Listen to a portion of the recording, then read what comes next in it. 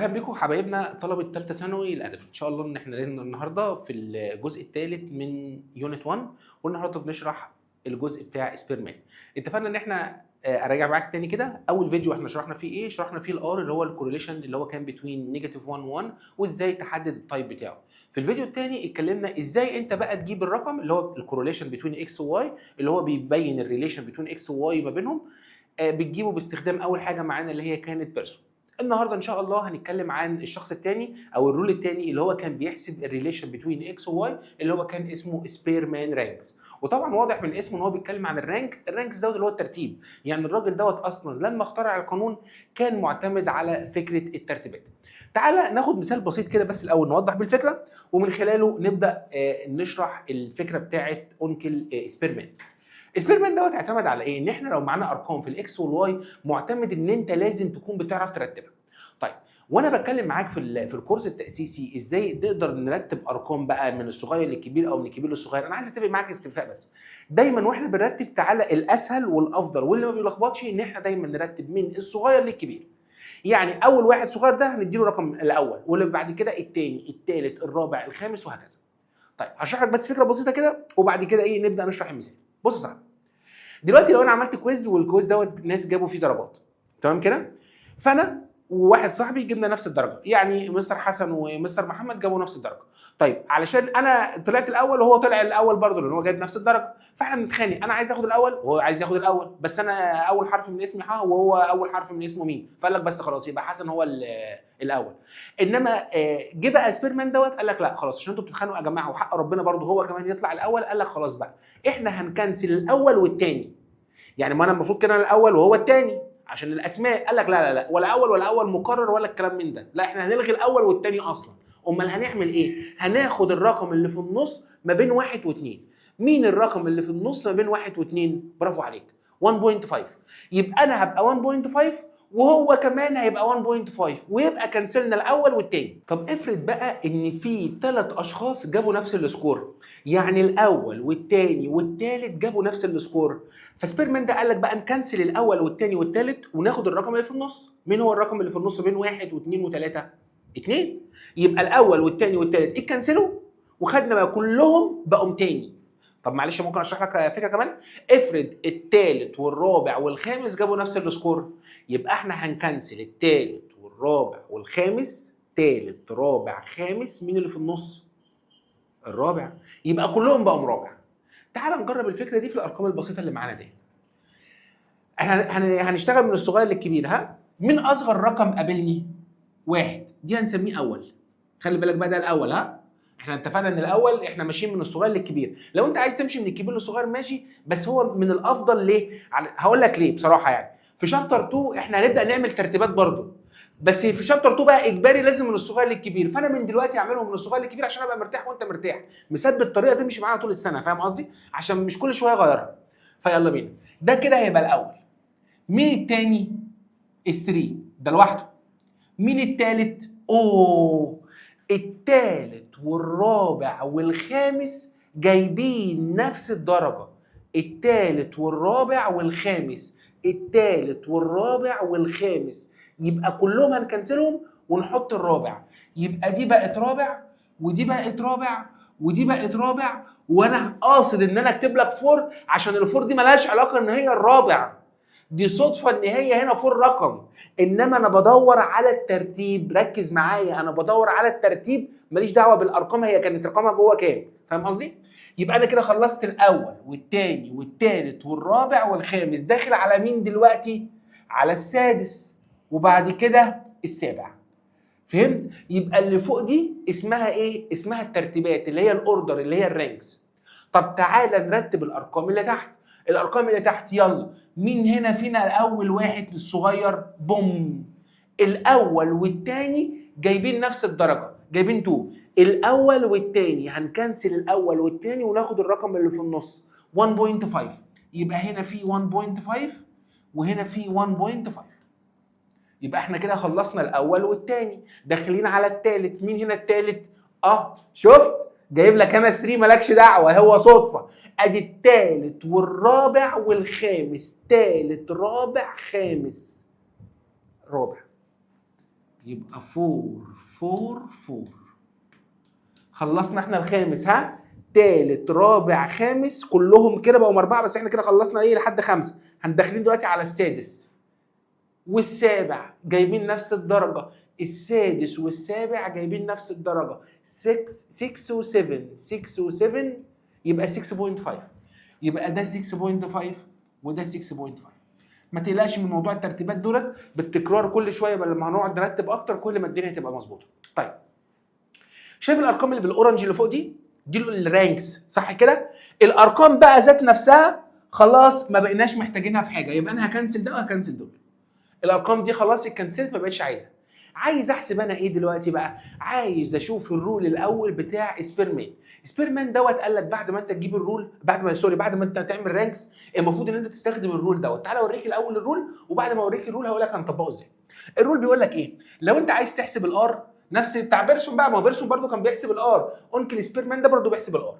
قال لك عشان تحسب الار هتعمل 1 ماينس 6 سميشن دي سكوير ان باور 2 ماينس 1. مستر احفظ الرول ولا ايه؟ لا يا صديقي، هو كده كده الرول دوت موجود في ورقه المفاهيم، فانت مش محتاج ان انت تحفظه، بس محتاج ان انت تفهم كل حاجه فيه ماشيه ازاي. تعالى بقى احكي لك واحده واحده. ال1 دوت اصلا كونستنت خلاص 1. الان دي عددهم، هم اصلا كانوا كام رقم هنا؟ 1 2 3 4 5 6 7 2 4 6 7، هم كانوا 7. يعني الان دي كده المفروض تكون ب 7، يعني دي 7 ودي 7 باور 2. امال ال6 دي ايه يا مستر؟ ال6 دي في الرول اصلا مالهاش علاقه بيها، مالهاش علاقه بالعدد. يعني ال6 دي برده كونستنت ثابته، يعني ال1 ثابت وال6 ثابته. مين اللي هنجيبه بس؟ الان، هندور على الان. طب ايه ده بقى؟ سميشن الدي سكوير. يعني سميشن ده يعني اد، يعني هو عمل اد لمين؟ للديفرنس بتوين الرانكس سكوير. يعني انت لازم تعمل كل رانك تحت بعض الاكس والواي تعملهم ماينس بعض، وبعد كده نعمل لهم باور 2 وكلهم بلس. طب فتعالى بقى نعملها في خطوه واحده سريعه. تعالى اوريك هجيب السميشن دي سكوير دي تك مره واحده ازاي. ركز بقى صح، بص هعمل ايه. انا دلوقتي عايز احسب ده اللي هو سميشن الدي سكوير. هتركز بقى في اللي انا هقوله لك، ها؟ بص بقى واحده واحده. مش انت هنا عملت الرانكس كده؟ صح. هتمسك الكالكوليتور الجميله بتاعتك وهتعمل لي 6 ماينس 4. بص كل اتنين بقى الرانكس ذات نفسها مش الارقام، ها؟ 6 ماينس 4 بالكالكوليتور تديك كام؟ 2. لو هي كانت 4 ماينس 6 تبقى 2 برضه، لان انا بحسب الرانكس، انا بحسب الترتيب. فانا ترتيبي السادس وهو ترتيبه الرابع، الفرق ما بيننا كام؟ ما بيننا 2. طب لو انا الرابع وهو السادس الفرق ما بيننا كام؟ 2 برضه. يبقى احنا ما بنتكلمش عن النيجاتيف والبوزيتيف، الرانكس دي اوردرات، فاحنا ما فيش نيجاتيف. فاحنا لما نيجي نحسب الديفرنس بين الرانك كده كده هناخده بوزيتيف. فهمت يا صاحبي؟ فتعالى بقى يلا. فاحنا هنعمل ايه دلوقتي؟ ركز ها. 6 ماينس 4 تديني كام؟ 2. يبقى 2 باور 2 بلس. يلا 7 ماينس 1.5 دي بالكالكوليتور بقى عادي هتديك 5.5 باور 2 بلس. طب ليه باور 2؟ عشان انا كاتب لك اهو سميشن دي وعليها باور 2. الدي ده اللي هو مين؟ اللي هو كلمه ديفرنس، عشان ما تنساش ان احنا بنعمل ماينس. يلا بلس 1 ماينس 6.5 بالكالكوليتور هتديك نيجاتيف 5.5. ما تكتبش انت نيجاتيف بقى، اكتب 5.5 وعليها باور 2. خلي بالك الباور 2 دي بره البراكت، ماشي؟ يلا اللي بعديها 4 ماينس 6.5 1.5 اول باور 2، وبعد كده 4 ماينس 1.5 هتديني 2.5 واول باور 2، وبعد كده 2 ماينس 4 ما تديني نيجاتيف 2. اوعى تكتبها، اكتب 2 عادي باور 2 عشان ده ديفرنس عادي يعني رانكات. 4 ماينس 4 0 باور 2. برافو عليك. فهمت ايه اللي حصل؟ يبقى احنا كده جبنا سميشن الدي سكوير. هنحسب دول بالكالكوليتور. ايه هو الرقم اللي طلع؟ وات ايفر اي حاجه طلع، اي رقم هنسميه انسر. الانسر ده بقى هنحطه هنا زي ما يطلع، والان دي اللي هي في المساله دي كانت ب 7 ودي كانت ب 7 باور 2 ماينس 1، وهنحط دي على الكالكوليتور، وبكده هنكون حسبنا السبير مان رانكس. تعالى بقى نشوف المسائل الاكسرسايز دوت في مساله من المسائل اللي جت معانا في الامتحانات قبل كده. يلا بينا. بسم الله الرحمن الرحيم. بص يا صاحبي، اول سؤال هنا معانا بيقول لي ايه؟ بيقول لي مديني تيبل هنا للدرجات، ومديني الهيستوري والجغرافيا، ومديني اكسلنت وجود وفيري جود وباس وويك وجود وهكذا. حلو. يبقى المساله دي اول ما شفتها بصراحه دي كده على طول بتدل ان احنا سبيرمان رانكس، اللي احنا اكيد هنرتب. لان دي اصلا اوردرات، فالاوردرات دي تعالى نرتبها بقى واحده واحده. عايز ترتب من الصغير للكبير ولا من الكبير للصغير؟ سوري معلش انا نفسي ارتب من الصغير للكبير، بلاش تاخدها من الكبير للصغير. يعني ما تديش الاكسلنت هو اول واحد، هو صح بس خلي بالك لو انت استخدمت ده من الكبير للصغير لازم اللي تحت برضه من الكبير للصغير. بس انا شايف ان الافضل ان احنا نرتب من الصغير للكبير. تعال نرتب بقى من الصغير للكبير. اصغر حد هنا مين؟ الويك ولا الجود ولا الباس؟ صح الويك، يبقى الويك ده هيبقى واخد اول. في حد تاني واخد اول معاه؟ لا مفيش حد تاني واخد اول، يبقى الويك دوت رقم واحد. طب رقم اتنين الباس، ده كلام جميل. رقم ثلاثة التالت والرابع جايبين جود بيتخانقوا، التالت والرابع، تالت رابع من نص 3.5، يبقى ده هنكنسل له بقى التالت والرابع، وده هيبقى 3.5 وده هيبقى 3.5. يبقى احنا كده خلصنا التالت والرابع، داخلين على مين دلوقتي؟ على الفيفث صح، اللي هو الخامس اللي هو الفايف. يبقى دي 5 وبعد كده ده داخل معايا على مين؟ على السادس. تمام؟ تمام يا صديقي. تعال نرتب اللي تحت، بس هنرتب اللي تحت. تعال نرتب اللي تحت. اول واحد هنا مين؟ ويك. اللي بعديه في باص، في اتنين بقى اللي هم مين ومين؟ اللي هم التاني والتالت. يبقى ده هيبقى 2.5 وده هيبقى 2.5. داخلين احنا على مين دلوقتي؟ رتبنا اول تاني تالت، هنخش على الرابع جود، هنخش على الخامس فيري جود، هنخش على السادس اللي هو اكسلنت. كده احنا عملنا اول خطوه في المساله اللي هي فكره الايه؟ فكره الترتيب. تمام كده رتبنا المساله. تعالى بقى نعمل سميشن الدي سكوير. يلا معايا واحده واحده بهدوء، انا معاك اهو. هكتب دلوقتي سميشن دي سكوير. دي اتفقنا ان دي اختصار كلمه ايه؟ ديفرنس. يعني انت بتعمل ايه؟ ماينس لمين؟ للرانكس، وكلها بوزيتيف. حافظ انت. يلا 6 ماينس 4 ب 2، لازم في براكت وعليها باور 2 بلس 3.5 ماينس 1 2.5 وعليها باور 2 بلس 5 ماينس 2.5 بالكالكوليتور ما تفتيش 2.5 باور 2 بلس 2 ماينس 6 4 مش نيجاتيف 4 وعليها باور 2 عشان احنا ما بنكتبش النيجاتيف. 1 ماينس 5 نيجاتيف 4 قلت لك بكتبها بالبوزيتيف تبقى 4 باور 2. 3.5 ماينس 2.5 بالكالكوليتور يا صاحبي 1 باور 2. كده الحمد لله انت جبت سميشن الدي سكوير تيك. تعالى بقى نمسك الكالكوليتور ونعمل لكل دول بلس. انا مسكت الكالكوليتور معاك اهو وكتبت 2 باور 2 بلس 2.5 وعليها باور 2. مستر انت ما بتحطش براكت، انا ما بحطش عشان انا كبير، انا فاهم انا بعمل ايه. انت حط براكت بقى يا حبيبي احسن. عارف ليه تحط براكت؟ احسن في مره تنسى النيجاتيف يعني. وبعد كده 4 باور 2 وبعد كده 4 باور 2 تاني وبعد كده 1 باور 2 اللي هي ب 1 طبعا.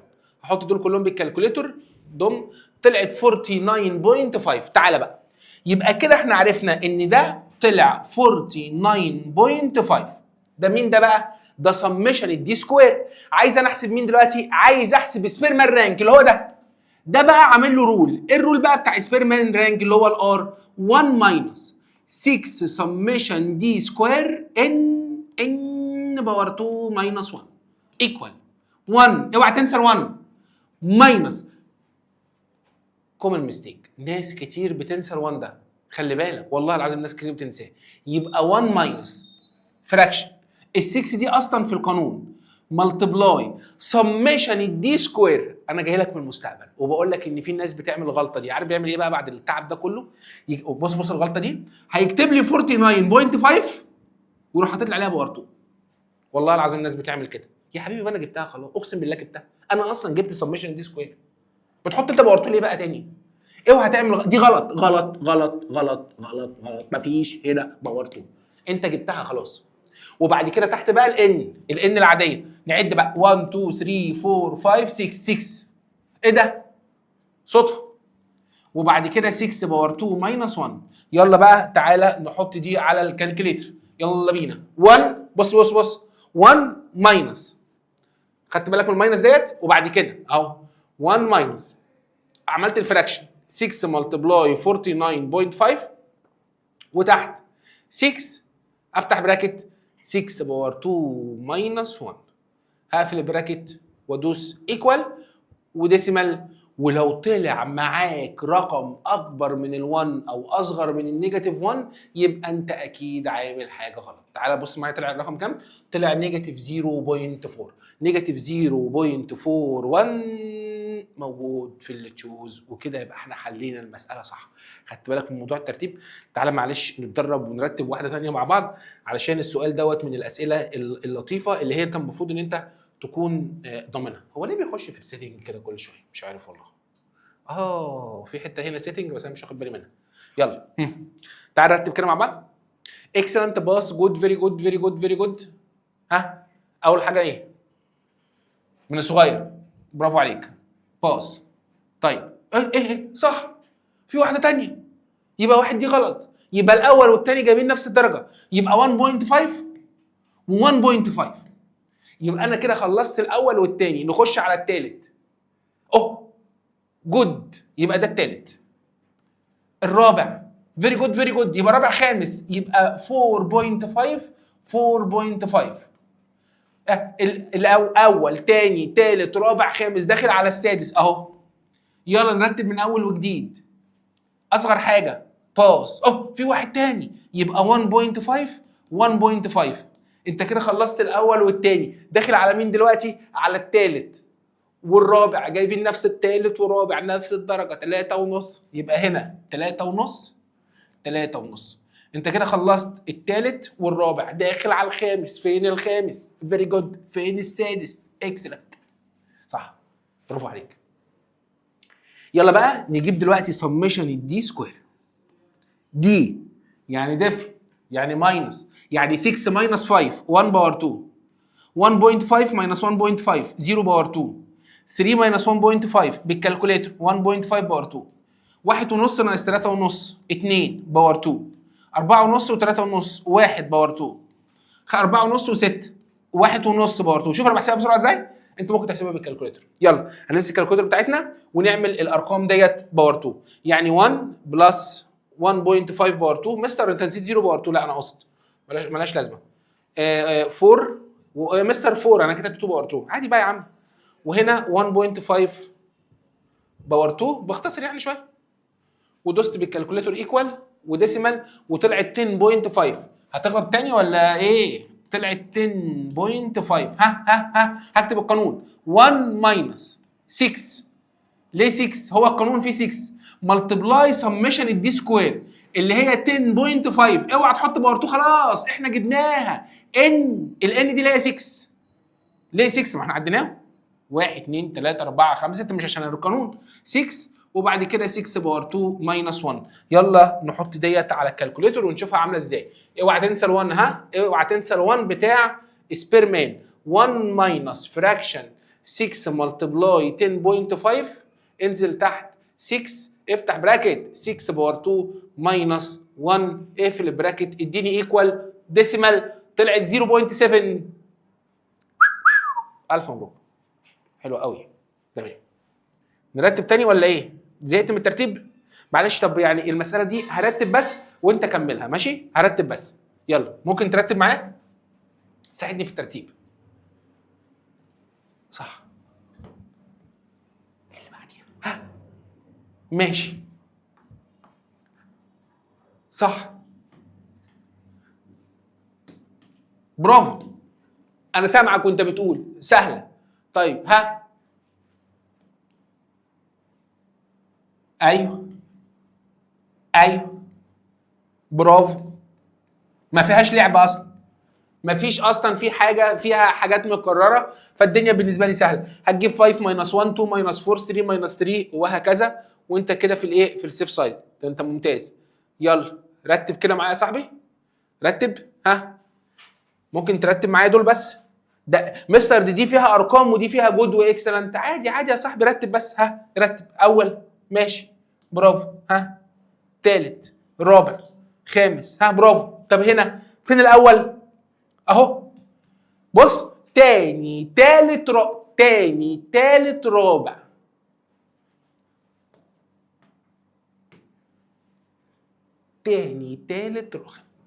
يبقى الان هنا بكام؟ ب5. ممتاز. هنكمل بقى طبعا المساله، بس خلاص انا ايه يعني بتشيك معاك على الحاجات المظبوطه. تعالى بقى ان هو لو عايز يسهل لك الموضوع خالص هيديك الايه النمبرز مره واحده. يعني هو حسب لك بقى الرانجز وعمل لك سمشن الدي سكوير، وفاضل ان انت تعمل سبستيتيوت في الرول بس. وكده الراجل بيحبني جدا يعني، قال لي الدي الديفرنس بتوين الرانكس، وقال لي ان سمشن الدي ايكوال الدي سكوير ايكوال بزيرو، وهو عايز الكوفيشنت بتوين التو فاريبلز. دي نوت مهمه جميله جدا. تعال نقول ان انا هحط السمشن دي سكوير ده في الرول. يعني انا هكتب القانون بتاع الار، يعني هكتب الار ايكوال 1 ماينس 6 ملتبلاي سمشن الدي سكوير، هو اداني بزيرو، الان بقى مش مدهاني بكام. اهو دي نفس القصه بتاعت بيرسون. فاكر لما اقول لك ان سمشن الاكس كانت بزيرو وسمشن الواي بزيرو، فانا قلت لك شيل الان دي وحط اي رقم؟ هنا نفس الكلام، لو الان دي مش موجوده وسمشن الدي سكوير بزيرو، ممكن تشيل الان وتحط اي رقم. ليه يا مستر احط اي رقم؟ انا هحط 5 مثلا، و5 باور 2 ماينس 1، انا اخترت 5. لو انت اخترت 4 هتطلع نفس الاجابه، لو انت اخترت 6 هتطلع نفس الاجابه، لو انت اخترت 7 هتطلع نفس الاجابه. ليه يا مستر؟ علشان اصلا الجزء اللي فوق ده اصلا اللي لوحده ده كده بزيرو، وزيرو اوفر اي نمبر كده كده هيديني زيرو. فمن الاخر الجزء ده كله اتكنسل وما بقاش فاضل غير ال1 بس. يعني هو لازم يطلع بيرفكت ودايركت، لازم يطلع بيرفكت ودايركت. يبقى دي نوت مهمه جدا معانا في اونكل سبيرمان. لو اونكل سبيرمان هو مديك انا بنسميه اونكل، هو مش اونكل ولا حاجه. لو سبيرمان دوت مديك ان سمشن الدي سكوير طلع معاك بزيرو وانت مغمض، لازم الاجابه تطلع معاك ب1. ليه؟ لان الجزء الثاني اللي في المساله ده اصلا كله كنسل. انما لو ما كانش بقى سمشن الدي سكوير دوت كان يعني ما كانش بزيرو وكان برقم عادي، خلاص في الحاله دي ممكن نحسبه بقى بالطريقه بتاعتنا العاديه. هو مديك الان ب 5 ومديك سمشن الدي سكوير بزيرو، ما فيش بلس هنا ولا حاجه عشان بس ما تتخضش، وهو مديك سمشن الدي سكوير بزيرو، وانا عايز احسب الار، فهقول الار 1 ماينس 6 ملتبلاي 40، وتحت الان اللي هي ب 5، وبعد كده هعمل 5 باور 2 ماينس 1، ونطلع دي بالكالكليتر. ويلا اوعى تنسى ال1 اللي انا بحطها بره، اوعى تنسى 1 ماينس افتح براكت 6 ملتبلاي 40، انزل تحت 5 افتح براكت 5 باور 2 ماينس 1، اقفل البراكت اديني ايكوال. طلعت معايا نيجاتيف 1، والنيجاتيف 1 ده اللي هو هيبقى ايه؟ برافو عليك، ده اللي هو هيبقى انفرس وبرفكت. وبكده نكون اتكلمنا على كل الحاجات اللي موجوده في الجزء الثاني او الجزء الثالث بقى من الشابتر اللي هو السبيرمان رانكس. يبقى كده الحمد لله احنا معانا الكورليشن، معانا بيرسون، معانا سبيرمان رانك، وفاضل فيديو رابع هيكون في شابتر 1. بكده هتكون جمعت كل الافكار. طب يا مستر دول كفايه بس؟ لا خالص، البي دي اف موجود فيه اكتر من 100 مساله موجودين كلهم على سبيرمان، هتحلهم وهترتبهم وهتبقى جامد جدا في الترتيب. يلا مستنيك ان شاء الله تتفرج على الجزء الرابع من يونت 1 في الحلقه الجديده. باي باي.